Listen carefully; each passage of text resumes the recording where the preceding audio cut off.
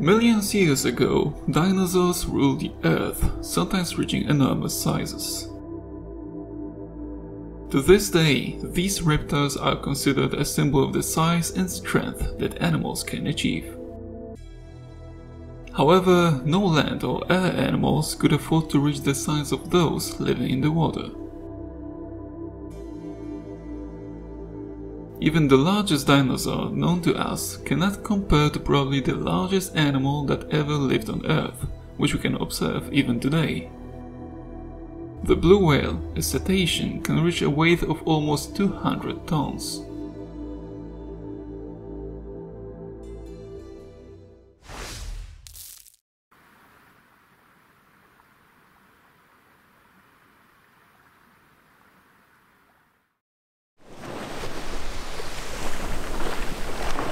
About 490 million years ago, the first vertebrates came onto land where resources and niches were available to occupy. They weren't mammals yet. They evolved later, and their dominance on land did not begin until the end of the dinosaur era about 65 million years ago. Another millions years passed, and among mammals that dominated land, species that wanted to return to the seas began to emerge.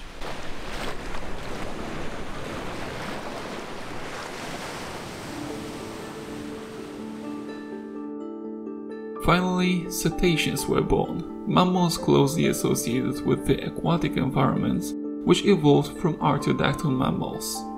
We can find here about 80 species which in their appearance had to resemble marine animals.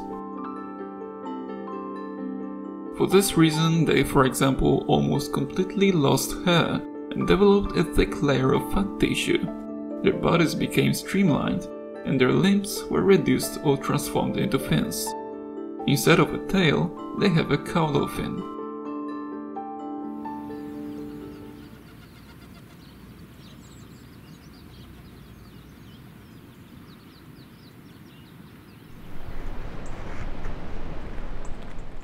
Observing cetaceans is not easy, and from the shore we can usually see only parts of their bodies, which emerge above the water surface for a moment.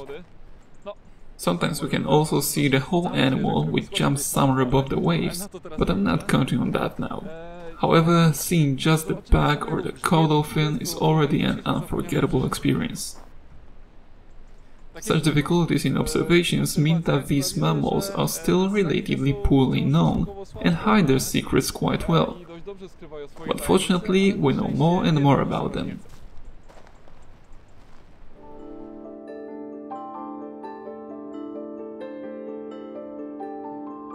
The branch of evolution that led to our species is only a few million years old, while cetaceans have been evolving for many tens of millions years longer, and their brains are often impressive in size and capabilities. These animals are intelligent, creative, have rich emotional lives, create cultures, their own languages and traditions, and that is just the beginning of the long list of discoveries.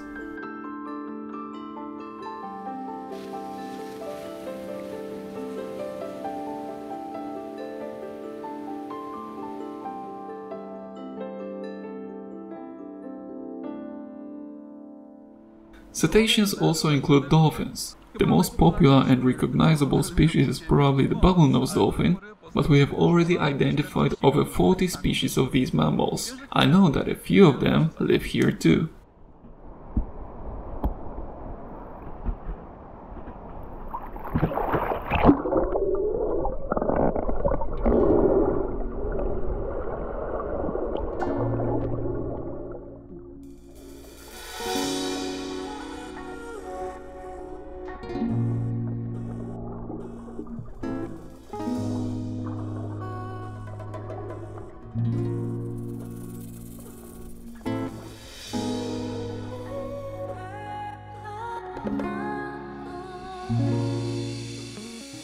Dolphins are known for their extraordinary intelligence, and their appearance makes them commonly liked.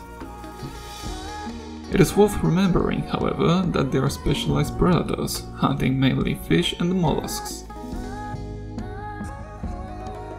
These social animals are similar to humans in many ways. They give themselves names, like to spend time playing, they can even get intoxicated on purpose, and their sexual activity is not only related to the desire to extension of the species, but is also practiced out for pure pleasure. It is worth remembering, however, that the complex needs of these animals related to interactions with family and friends, but also the need for movement, solitude, and exploration of the area cause dolphins held in captivity to suffer greatly. Dolphins kept in oceanariums, used in shows or in dolphin therapy, are unfortunately animals that are tortured. The smiling expression on their face has nothing to do with their well-being, and all the situations in which we observe them are forced, uncomfortable, and not their natural behavior, so let's not support such things. The only contact with these animals that makes sense is simply observing them in their natural environment.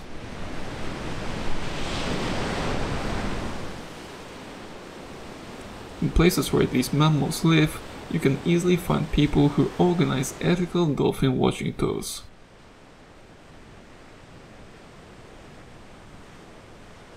The sun sets over the Atlantic Ocean. I wonder what is happening under the water.